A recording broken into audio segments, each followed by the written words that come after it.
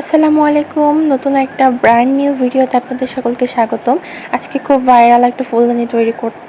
এই ফুলদানিটা কম বেশি যারা ক্রাফটের কাজ করে সবার টেবিলে আমরা দেখে থাকি। তো আজকে ভাবলাম ভাইরাল এই ফুলদানিটা আমিও তৈরি করে ফেলি। তার জন্য লাগবে সুপার ক্লে। এখানে আমি 3টা কালার ইউজ করতেছি। একটা হচ্ছে পিঙ্ক, একটা বেবি পিঙ্ক আর একটা ক্রিম কালার।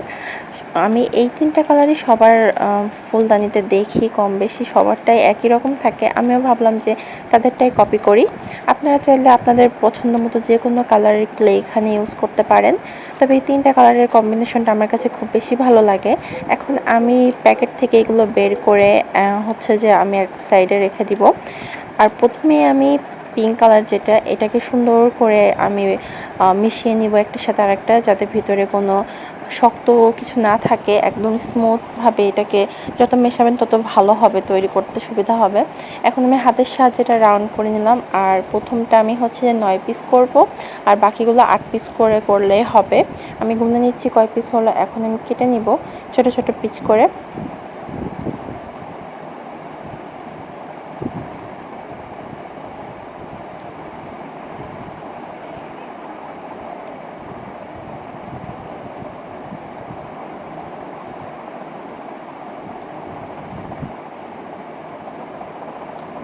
সবগুলো কেটে নিয়েছি। এখন সবগুলোকে আমি হাতের সাহায্যে রাউন্ড করে ছোট ছোট বল বানিয়ে নিব।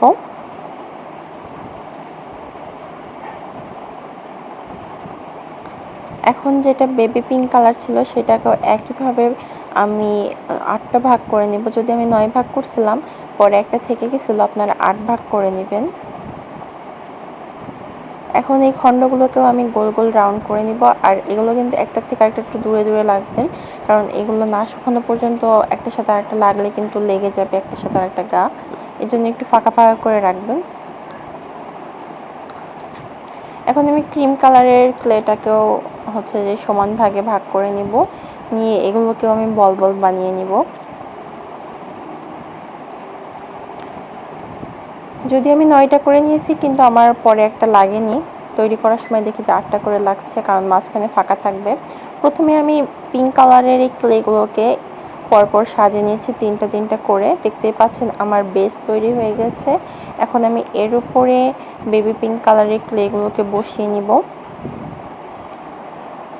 আমি কিনার দিয়ে দিব আর মাঝখানটা ফাঁকা রাখবো, কারণ যেহেতু ভিতরে ফুল বসবে এই জন্য মাঝখানটা ফাঁকা থাকবে।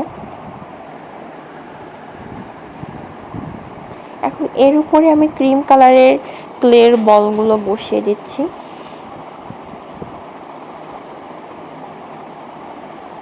এখন আমি হাত দিয়ে এগুলোকে একটু শেপ দিয়ে দিচ্ছি, কারণ এগুলো এখন খুবই নরম আছে। এই তো তৈরি হয়ে গেল আমার সুন্দর ছোট্ট কিউট ভাইরাল একটা ফুলদানি। এখন এটাকে একটু শুকাইতে হবে, কারণ এগুলো এখন একদম নরম আছে। তো আপনাদের কাছে কেমন লাগলো আমাকে জানাবেন কমেন্ট করে। আর কিসের উপর আপনার ভিডিও দেখতে চান সেটাও কিন্তু কমেন্ট করে আমাকে জানাতে ভুলবেন না। আর নেক্সট ভিডিও থাকতেছে এর ভিতরে ছোট ছোট টিউলিপ ফুলগুলো বানানোর টিউটোরিয়াল। সবাই ভালো থাকবেন, সুস্থ থাকবেন। আল্লাহ হাফেজ।